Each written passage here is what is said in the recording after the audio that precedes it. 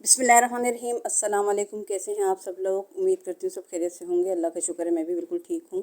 और कल जनाब था हमारे यहाँ 3 in 1 प्रोग्राम मतलब कल 1 जून थी, मेरी बर्थडे भी थी। और 4 जिल हज था। अम्मी की मेरी बरसी की न्याज़ होती है, उस दिन वो दिलाई थी मैंने। और फैज़ान बिस्मा की शादी की दावत भी की थी आयरा ने कल। तो ये 3 in 1 प्रोग्राम एक दिन में हो गया।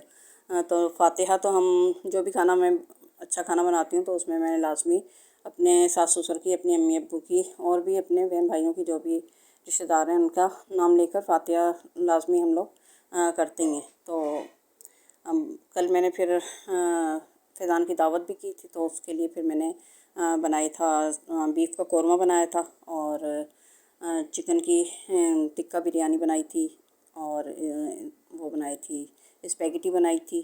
मीठे में शाही टुकड़े और रसमलाई बनाई थी। और रशियन सैलेड बनाया था। तो माशाल्लाह से अच्छी रही दावत।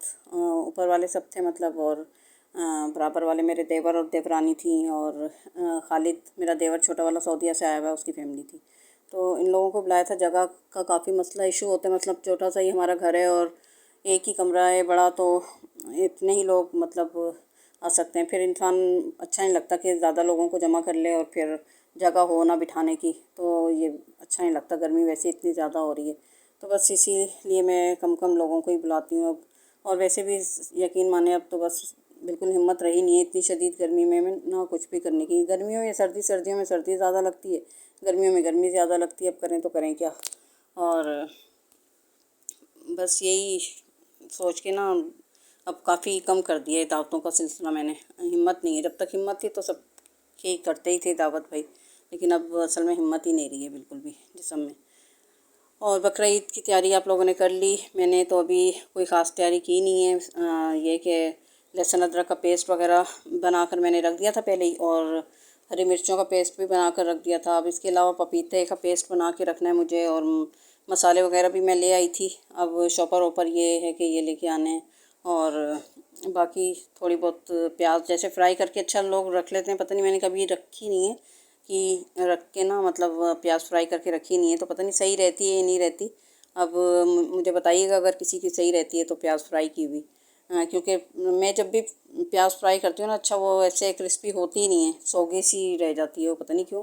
हालांकि बिल्कुल बारीक काट के और तेज़ आंच पर ही फ्राई करती हूँ, लेकिन फिर पता नहीं क्या मसला होता है। कभी कभी होता है ना कि कोई चीज़ हमसे सही नहीं बन पाती है, तो यही प्याज फ्राई करने का मेरे साथ मसला है।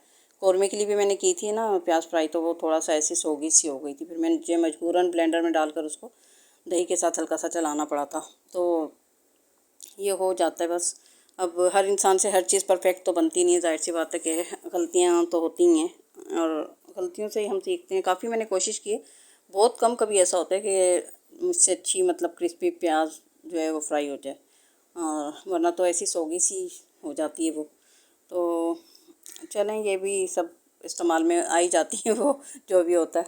और पानी का बड़ा मसला बना हुआ है आजकल हमारे यहाँ। पानी गैस की लाइनें डली थी, तो वो उसके बाद फिर वो पानी उन्होंने दिया 9 दिन में तकरीबन, और उसके बाद पानी आया तो जनाब घरों में पानी नहीं आ रहा, क्योंकि जगह जगह से पाइपलाइन जो है वो टूट गई थी गैस लाइन डलने की वजह से। तो अब जनाब ये पानी जब बंद होगा तो फिर वो रिपेयरिंग का कुछ काम होगा तो फिर पानी आएगा। पानी का इतना बड़ा मसला है, जो डायरेक्ट नल है हमारा उसमें बिल्कुल चुना चुना सा पानी आ रहा है, तो उससे ही बड़ी मुश्किल से हम मतलब भर भर के और इस्तेमाल कर रहे हैं। किचन वगैरह में किसी में भी पानी नहीं आ रहा, तो उसी से ही मतलब बड़े कैन लगा देते हैं तो भर जाते हैं, तो फिर वो किचन में बर्तन वर्तन धोने में यूज़ कर रहे हैं।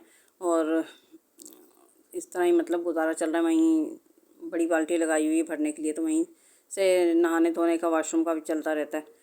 बस ये है कि गुजारा हो रहा है, वरना तो बेचारे लोग किसी ने तो मतलब बोरिंग का पानी लिया, और किसी ने फिर ये कि बाहर से डायरेक्ट लाइन जो टूटी हुई है ना उसमें से भी लोगों को मैंने भरते हुए देखा है। तो फिर भी शुक्र है हमारे तो थोड़ा थोड़ा मतलब ऐसे आ ही रहा है कि उससे हमारा काम चल रहा है। और लाइट का इतना बड़ा इशू है। लाइट का कल अचानक से चार्जर जनाब ख़राब हो गया हमारा। ये देखें, जैसे ही बस मगरिब का टाइम हुआ चार्जर अचानक से बिल्कुल जवाब दे गया।